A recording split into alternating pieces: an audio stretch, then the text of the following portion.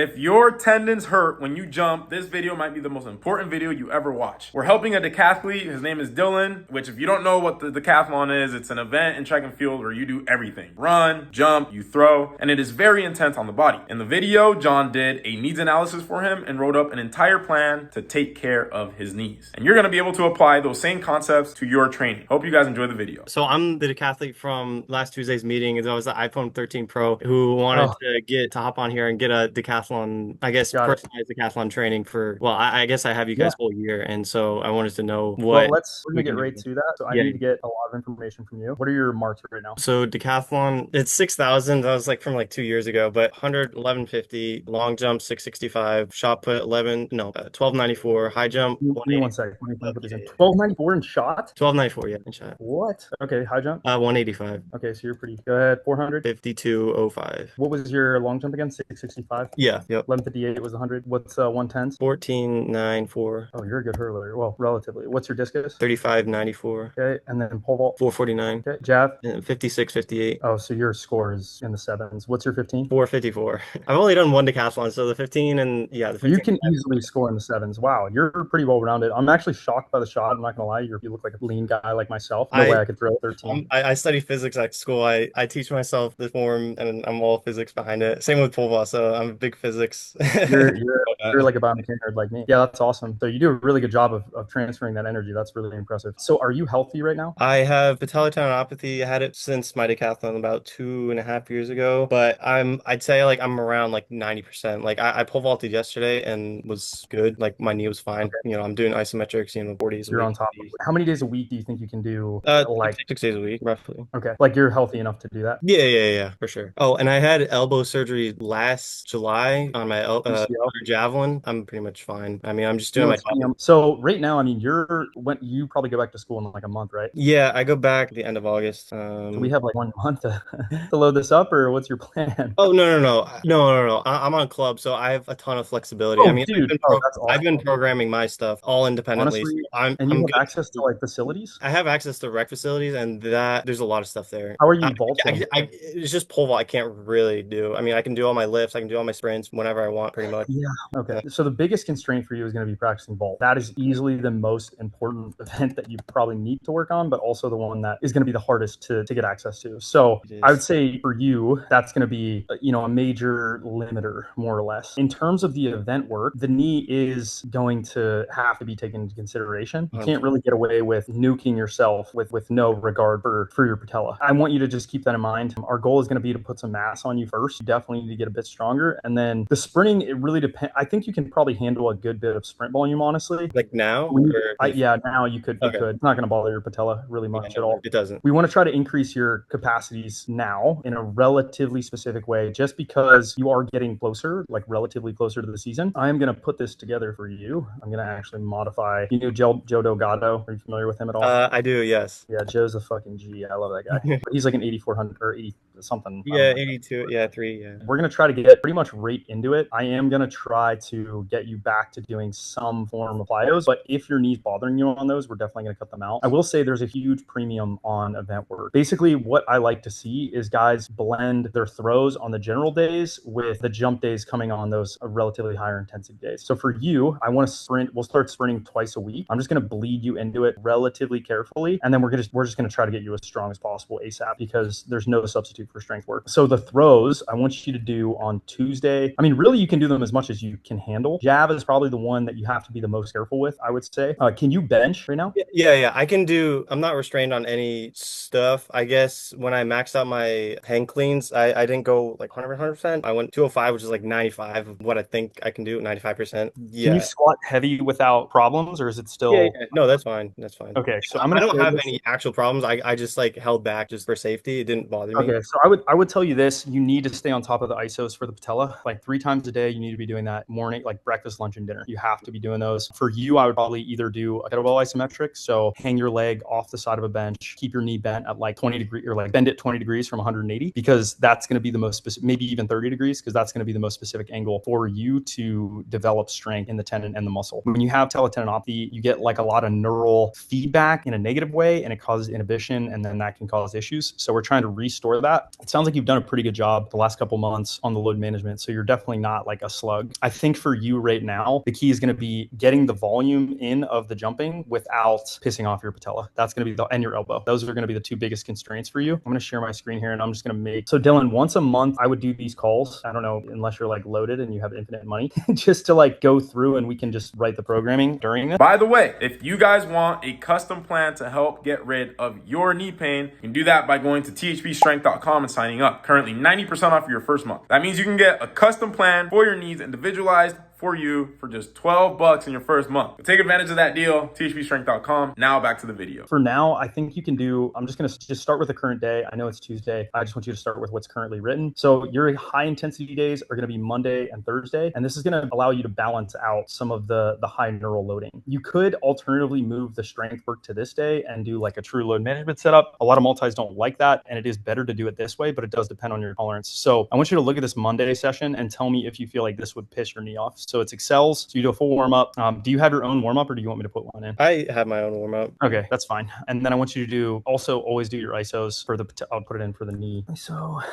Oh, I don't know. This is going to take forever. For this one, we're doing accels after the drops. So this is going to warm up the knee. You'll then do the accels. These are really important. Speed. There's no substitute for speed in the multi. You have to get faster. So you need to push these as hard as you possibly can. Keep the rest about 1 minute per 10 meters. And so you want to go all out on these 20s. Then we're going hang power snatch. Last 3 sets are at 85%. I like hang power snatch. It's a relatively specific lift. It doesn't bother people's backs quite as much. We're going to see what we can do in that. And then barbell back squat. If you can do this, 7x6, last 2 at 75%. Does this seem realistic for you to do so far? Yeah. Okay, so then this one, we're working on low end power because it is almost August. We need to start developing your starting strength and your low end power. So this is basically your ability to move your mass from a standstill with a minimal stress shortening cycle. You're going to get some full stress shortening cycles from the accels, but this is very inertial based and mass based. We're trying to put some weight on you so that you can move your body down the track and move some masses. Calf raise, this is always something that I do a lot more than other track coaches. I don't know if you're familiar with Boosh Xnator, but I really like to load these up. Nordics, you don't have any hamstring issues? Nope. Okay, so with this one, you want to lower down as far as you can. I would probably do the first 2 sets easy and the last 2 sets hard. In general, the last 2 to 3 sets are working sets. So if it doesn't say, keep the first couple sets easy. On this day, it's just going to be a general day. I would throw here, either throw shot, disc, or jab. It doesn't matter, but I would do full throws if you can. I think one big mistake that guys make is you can do all of the above or just some. A big mistake guys make with the multi is they don't practice the events enough, especially the throws. They try to parse it up and have all these fancy drills. You can do those in the warm up, but ultimately I want you throwing the shot and measuring and seeing where you're at. Same thing with the disc, same thing with the jab if you can. These are just bodybuilding circuits to just kind of warm you up. You can do the shot before or after if you want, but I would probably recommend doing,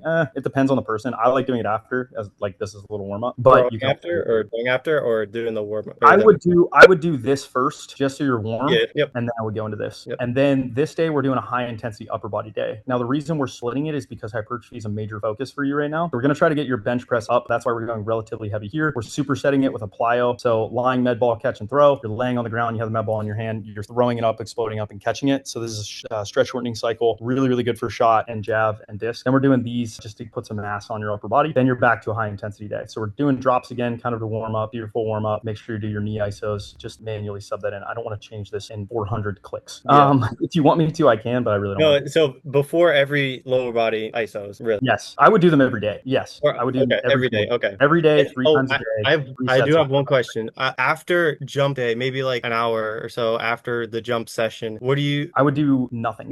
Okay, nothing. Okay, I didn't know if isos were. For the loading of the session loads the tendon, so you need to wait post session. So let's say you start your session at 2:30, finish at 4:30. 6 hours later, so at 10:30, if you're awake, do your isos. Tendon can only adapt once every 6 hours. Actually, you do it at the start of the session. So if you start the session at 2:30, you can do them at 8:30 because tendons can only adapt, at least research indicates, once every 6 6 hours. I've played with this a lot. It does work relatively well. I would start with twice a day, actually, probably. So do it before your workout and then in the evening. And then if you handle that well, I would split it up by 6 hours. So you wake up at 8, work out at 2, do your last set of ISOs at 6, and that'll give you 6-hour period, intervals that you do your ISOs, and that should help quite a bit. If for some reason squatting bothers you, the substitute, and I want you to take a mental note of this because this is imperative. I cannot emphasize the importance of this enough, is you need to go slow 4x6 up to about a 2 or 3 pain. Okay. If you feel your tendon get pissed off from something in the session, you need to make that adjustment. You can even go up to a 4 in pain, but that's how you select the weight. So the first 2 sets build up. The last 2 sets are where you want to feel about a 3 to a 4 in pain in your knee. You want to be on the coattails of pain. That's how you get the tendon to adapt. If your pain is jumping up the following day, you did too much. If it's jumping up 48 hours later, you did way too much. Okay. So keep that in mind. There are plyos in here. I don't know how you're going to tolerate them. I'm splitting it up so that you tolerate it well. But at the end of the day, everyone's a little bit different. So if after the first week, everything's pissed off, you need to schedule another call because we're going to have to make some adjustments and this will put you in a massive hole if you're not careful. Write that down. Yeah, I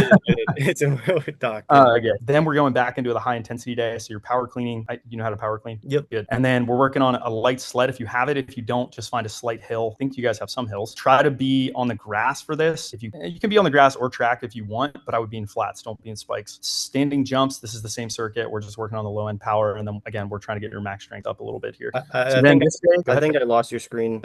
Sorry. Give me 1 second. I'll share it again. Here we go. So yeah, sprints here, power clean, belt squat. This is all max strength based. You want to push pretty hard on this stuff. The goal is to neurally fry you. On this day, again, I want you picking up the throws that you didn't do. I would throw anywhere from 30 minutes to an hour. I think more throws is better. Throwing is very similar to 2-foot jumping. And generally the guys have anywhere from 30 minutes to an hour of 2-foot jumping. So whether it's disc, shot, jab, you can split it up where you go 20-20-20. You can split it up where you go 40-20 and just do 2 throws one day and 2 throws another. It seems like for you, the disc is definitely the weak point. You definitely need to focus on that more. I would recommend that. I would probably do standing throws if I were you and just see what you can do. Standing throws are really, really good. Obviously, you know about the whip and flail mechanism in shot and in disc. Are you gliding or are you spinning? I'm gliding, yeah. Okay. You want to try to do a good job of loading up the core and using your shoulders and being able to transfer energy all the way across your shoulder girdle into the disc and into the shot. Same thing with jab. Jab can be pretty brutal on the knee. So I would probably just start with doing maybe standing throws or like a short approach into it. It's also really tough on the back. So do not overdo it on that because you won't be able to handle the loading on the other days. Do you have a belt squat or no? No, I don't. I mean, yeah, no.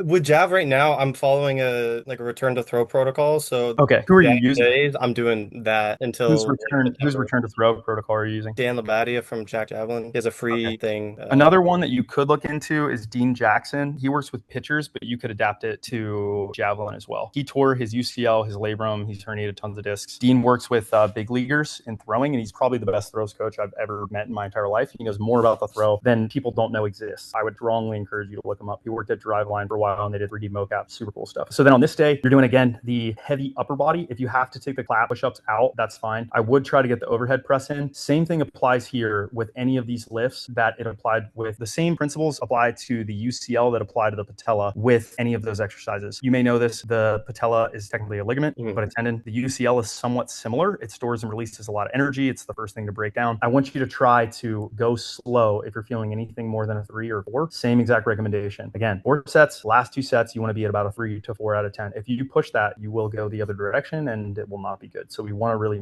limit that as much as possible. And because you are trying to throw more, that is going to be a little bit of a limitation. I would lay off the jumping for now. No high jump, no long jump, no vault. Hurdles, we're going to bleed in. If you want to do some hurdle drills in the warm up, that's fine, like step overs and stuff like that. But let's see how you handle this first month before we start bleeding those in. What we're going to do is we're going to start bleeding hurdles into the sprint work. So we're going to take out some of the sprints and then we're going to replace them with the hurdles. But we want to focus on max velocity and acceleration because that is the underpinning principle of being a good multi. I'm sure you know Peyton Bear. Peyton's like a pretty good friend of mine, absolute freak. You want to know why he's so good? It's because he's so fast. He's not technically proficient in anything. He's actually terrible at terrible at long jump, terrible at vault, terrible at high jump technically, terrible at shot, jab, he's decent, just but he runs a 10-2. Yeah. So you run a 10-2, you're going to long jump over 7 meters. You're going to score a ton of points in the 400. And so that's really where the focus is. I don't want to do too much endurance work yet. Let's kind of see where you're at after the first month and we can start bleeding extensive tempo in. But for now, let's just see how you handle this. And the focus is really, again, max strength and putting mass on. So make sure you're getting at least gram per pound of protein a day. I would encourage you to get a multivitamin from Legion Supplements if I were you. They have a really good one and it does a good job of keeping your hormone levels elevated. So you'll have maxed out naturally human growth hormone, hormone and testosterone. I would also check on WADA's website and make sure there's no banned supplements in there. I'm fairly certain there's not, but I would double, triple check. I don't think you're going to be getting drug tested, but if you come out and pop off 7,500, they might just randomly drug test you. But let's see what else we have here. The next week, we're just going to progress this up. We're going to see the sprints are coming out a little further. We're doing a little bit more volume here, a little bit more intensity, and then we're keeping the jumps the same. These are going to intensify. The assumption is you're getting better at them, and so they're self-intensifying. We always want to see intensity climb up over time. Calf raise, again, we're adding a set there. These days, I want you to do the throws. So this program for Joe Delgado, we added about 3 kilograms of mass a month. It was pretty significant. And for you, I think that's going to be, you need some slabs of meat. Okay. We got to get your hips bigger. We got to get your quads bigger. We got to get your shoulders bigger. And we got to get you faster. And force, the ceiling of your force production ultimately is going to be the limiter. So if you can't produce a lot of peak force, whether it's fast or slow, you're doing a ton of fast stuff. So it's not really much of a concern. We need to increase that ceiling and put some meat on those bones. After this, so this is, I believe, 3 weeks of loading and then a deload week. This week we can test. So if you want to test your 30, I would do it here. I don't know if you have a way to do that. You want to test your throws. You should be getting metrics on those the whole time. We'll want to test that. And then I would also test the multi-jumps. So standing broad jump, standing double, which is double leg, right, left into the pit, and then standing triple jump. So standing right, left into the pit. Those are the 3 jumps in there. There might be one more, 3 broad jump, triple jump, double leg. That one I don't care about as much, but I definitely want to see the standing broad jump go up. I definitely want to see the standing triple go up. Double may or may not. It's relatively elastic. Sometimes heavy strength cycles like this flatten out those elastic qualities. If you see that happen, don't panic. When you deload, you should bounce back. If you don't, then you're not recovering optimally. So we need to emphasize sleep. We need to emphasize diet. Make sure you're taking a lot of carbohydrates right now. If you do this whole program as written, you're probably going to need anywhere from 4,000 calories a day. What do you weigh right now? I just measured 172. Yeah. So it's funny. I weighed myself after my workout. I was 171.5. You're like a carbon copy of me. Plus you can throw and you have some technical proficiencies in other events, but we got to get you faster. I think that and the throws are the biggest constraints. And then pole vault, we need to, your hurdling is actually pretty solid. I mean, 1492, that's better than some guys do right now. Joe was around 15 seconds. He was a shitty hurdler, but that's probably one of your stronger events, I would say. But you're relatively well-rounded. Disc is definitely a glaring problem. So I would, if you can, try to focus on that one if your elbow allows you to. Jab, let me see where your jab is. So jab, you're not terrible, actually. That's actually pretty fucking respectable. Yeah, I was a base player, so you were a baseball player? Yeah. Oh, so we're good, dude. We are looking up. Things are looking up. So that's all the stuff. I went through all that relatively quick. I jam-packed this in 24 minutes. I think I ripped through that. What questions do you have? What things you want to adjust? Anything you want to go over? I was a little bummed to hear no vault because so at school I just can't vault really. I mean, so I would say this. Let's do this then. Let's have vault on. So I'll interrupt. Sorry. So right now I'm able to pole vault every Monday until I have like 3 more sessions, I think. Just 2 a day. 18, and then let's do a day, baby. because at school it's like 2.5 hours one way if I want to vault. So I do it like 2 or 3 times a semester. Yeah. And it's more because no, that's definitely a major need, and in your needs analysis. And my knee, and last week because it worked perfectly because my jump days were Mondays, and so I was like, okay, I'll just do my jump days then. And my knee held up fine today and last week, so I feel like I can handle it. So why not do it? Yeah, you could alternatively. What we could do is have you just sprint and vault and do the jump circuit on Monday, and then do all the lifts on Tuesday. So that is another, and this is something you need to write down. If you feel your body's crushed from that vault session, don't go do the lift. Move the lift to the next day. So keep all your elastic stuff on the same way that last month was. That's how you want to adjust it. So move all your lifts over to the Tuesday, like your lower body high intensity lifts. Move all your lower body high intensity lifts to Friday, and keep the elastic work on those days. So I'll show you give you a brief look. So for example, let's say you go in next Monday, right? And you have this big bolt session and you're supposed to do all these lifts. I would probably do the jumps here instead. Like if you're like, there's no way I'm going to be able to do that. And then move all of this stuff over to Tuesday. And then you can do the upper body Wednesday and then do the same exact thing on Thursday. These A, B, C, D, other than the multi-jump circuit, you can move. They're flexible. Okay. I call it being audible ready. You need to be audible ready. If you got to call an audible and you got to move those lifts over a day, that's fine. The downside is things aren't complementary and compatible, which is generally really good for neuroadaptations, but that is less important than you staying healthy. So if you feel like I need to move these days over a day, just make that adjustment for yourself. You can always ask the guys in the chat. They're not track experts, but they'll send me a message if I don't see it. Yep. Okay. Other questions? When I'm at school, it'll be more convenient for me to do, like if I have a lift session and a track session in one day, morning, or like this morning lift, then track session later in the day, that's That's like That's fine. seems That's what we standard. did. That's fine. Yeah, Yeah. that's what we did at Duke. They would wake up, lift at 8, and then we'd go to the track at 4 or 5. Or we go track at 2:30, I think. And it's not perfect, but everyone adapted fine. As long as you take in a protein shake, eat some food or whatever, take a nap if you can, you'll be fine. Yeah. Okay. And then earlier when you asked about if I had any warm-ups for sprints, what did you have in mind? I just want to. Yeah, I can put it in for Yeah. you real quick. So the warm up I use is actually from Boo. It's adjusted, it's modified, but I don't know. Do you know who Boo Schexnader is? I don't know. You need to look him up. He is a legendary. How do you spell his name? I'll text it in the chat right now. Okay. This is homework. I'm a major track nerd. Did you know I was like a track coach first and foremost? I did. Yeah. Okay, so I've been around the continental U.S. working with the best track coaches in the world. But so the warm up is basically you jog 200, backward skip, side shuffle, side skip. Have you done? You might have had this warm up in the previous. I think like on a Wednesday general warm up. Yeah. Or something. Yep. I've been modifying it, so I'm doing upper body lifts on that Wednesday and then also on Saturday. But okay, I would definitely do those on Monday and Thursday just to make sure you're fully, or just something similar. Yeah. Generally, it's like a little less than a mile of elastic contacts. There's 2 of them. You can pick and choose which one you like. Generally, closure is for days that are less intense. Maneuvers for days that are more intense. But your intensities are relatively similar on both those high intensity days, so it doesn't really matter, honestly. So I'll put these in for you and you can see them. The other thing I'd say is if you want to do hurdle mobility, you can. I do think it's good if you have mobile hips. If you don't have mobile hips, I would not encourage it, but also that's going to limit your potential in the decathlons. I'm assuming you do, especially if you're running 1492. Have you done walkovers before? Yeah. You're getting the creme de la creme. Yeah, actually my friend is going to be doing Mike Young's training. Oh, really? Yeah, Dude, so Mike is one of my this is directly from his inventory. Yep. And he's like, dude, did you have any last question that you wanted to throw? No, I think that was pretty much everything. All right. All right. Appreciate talking to you guys. Good I know you have to go, but yeah, really appreciate it. Thank you guys. I will talk to you soon. See you, brother. Yeah, see ya. Thanks.